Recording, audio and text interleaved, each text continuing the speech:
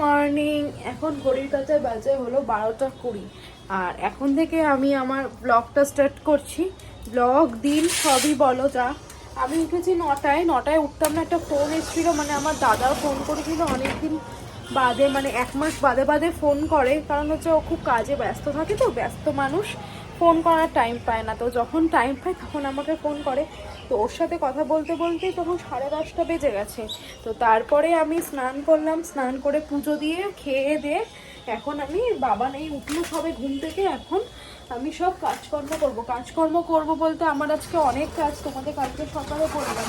আজকে যদি মোটামুটি কাজগুলো না করি তাহলে আর আমি করার সময় পাবো না।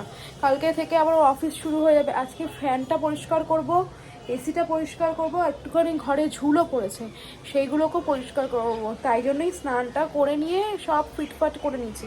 আর বিছানার চাদরটাও চেঞ্জ করব, খুবই নোংরা হয়েছে।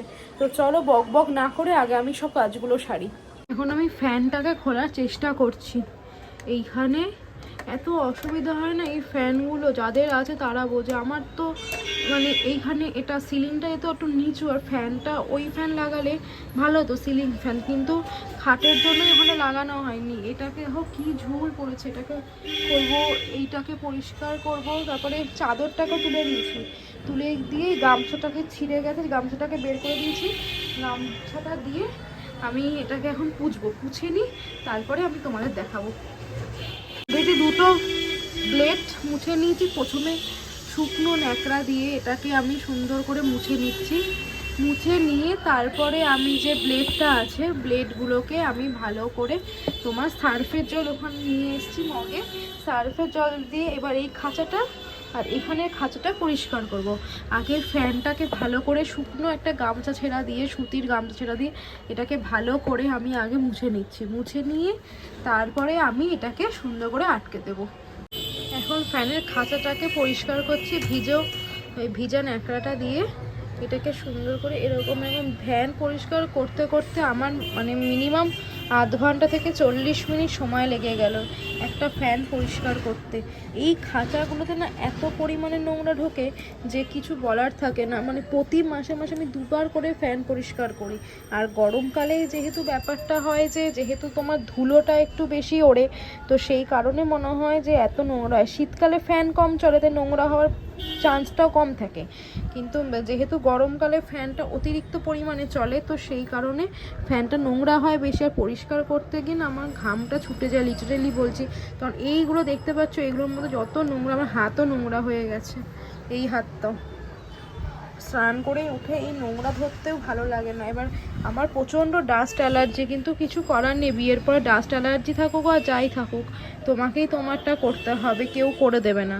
তো সেই কারণে আমার ধুলো ঘাটলে প্রচণ্ড না শরীর খারাপ করে, গায়ে নোংরা লাগলে তারপরে গায়ে অ্যালার্জি মতন বেরিয়ে যায়, কিন্তু কিছু করার থাকে না, প্রতিবারই একই জিনিসটাই হয়।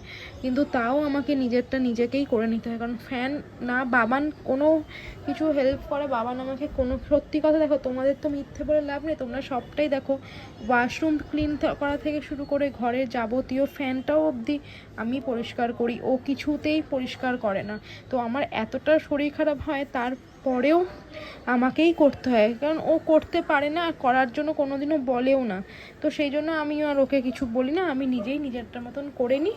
এটা হয়ে গেছে, আর ওইখানেও পরিষ্কার হয়ে গেছে। কেমন হয়েছে তোমরা একটু বলো, আর আমি এটাকে এখন সেট করে দেবো।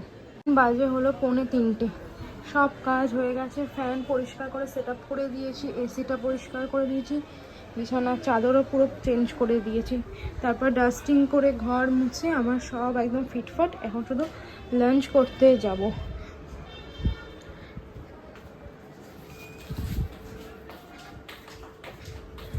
এখন হচ্ছে লাঞ্চটা বাড়বো। আজকে না গ্যাসটা ফুরিয়ে গেছে, এখানে ইন্ডাকশানে রান্না হয়েছে। এখানে হচ্ছে পাতলা মাছের ঝোল, আর এখানে হয়েছে লাল শাক, আর হয়েছে এটা কি, ও এটা কিছুই না, এটা সকালের মনে হয় ছিল। এখানে হয়েছে লাউ,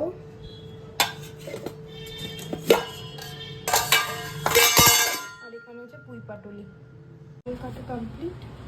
কতবার দেবো। আর এখানে গ্যাসটাকে মুছে, ইন্ডাকশানটাকে করে মুছে, এই জায়গাটাকে মুছে পরিষ্কার করে নিয়েছি। বাসনগুলো রেখে দিয়েছি, দিদি আসলে মাজবে। ইভিনিং, এখন ঘড়ির কাছে বাজে হলো 7:30। ঘুম থেকে উঠে ফ্রেশ হলাম, ফ্রেশ হয়ে বসেছি। এখনো অবধি কিছু খাইনি। বাবানের এক বন্ধু এসছে দক্ষিণেশ্বরে, তো বাবান সেখানে দেখা করতে গেছে, তো বললো আসার সময় কিছু খাবার নিয়ে আসবে। আর আমি বসে বসে হচ্ছে একটু ফেসবুক দেখছি। আর মা ফোন করেছিল, দীঘা গেছে তোমরা জানো, কেমন ঘুরছে না ঘুরছে সেইগুলোর জন্য মায়ের সাথে গল্প করলাম, একটু ভিডিও কল করবো বলেছিলাম, কিন্তু মা বলে না টাওয়ারের প্রবলেম হচ্ছে। তারপর মারা এখন বিশ্ব বাংলায় যাচ্ছে, তো বললাম আমি ঘুরে আসি মনা, তারপরে করব।